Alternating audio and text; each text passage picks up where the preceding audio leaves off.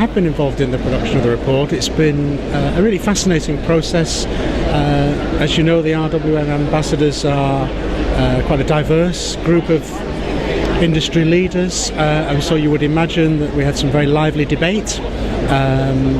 What's really obvious is there's a huge appetite for changes in order to deliver the circular economy that we want so much, and even though ambassadors may disagree on levels of detail, there's a really important thrust in this report and a really important message that we have this huge industry, diversity of interests, and yet we're increasingly united around the need for achieving a circular economy, using our resources more wisely, minimising waste, and transforming the economic and the environmental prospects of our industry. That's what we want, and I hope this report contributes really well to that. I think what the RWM ambassadors have to say is let's challenge ourselves firstly as the industry. So as a group, there's questions in there that we all feel challenged in from our different sectors, and what we're trying to say is, well, if we can challenge ourselves and meet some of those challenges,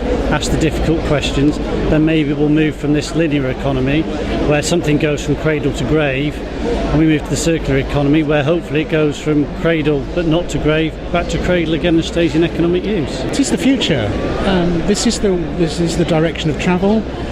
We know it's going to be a difficult road.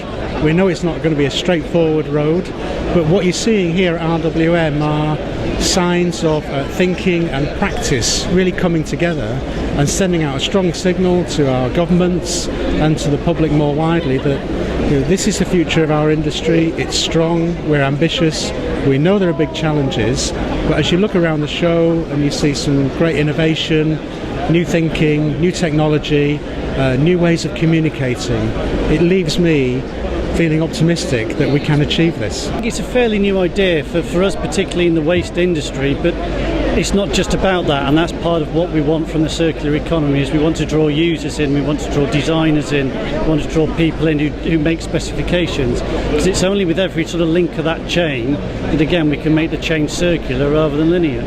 I think it's something the industry at the moment can get on board with. I think if we're talking about the public, that's probably a little bit further down the line, and again the words and the language we use to try and generate that message about the circular economy to the public will be probably different from the sort of language we use in the industry, but then that's fine. You put your message to your particular audience.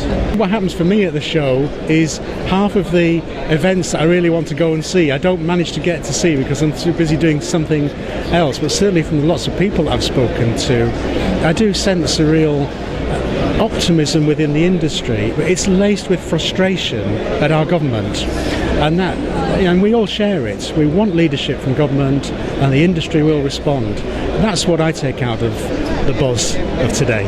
It's a lot bigger than it has been in previous years.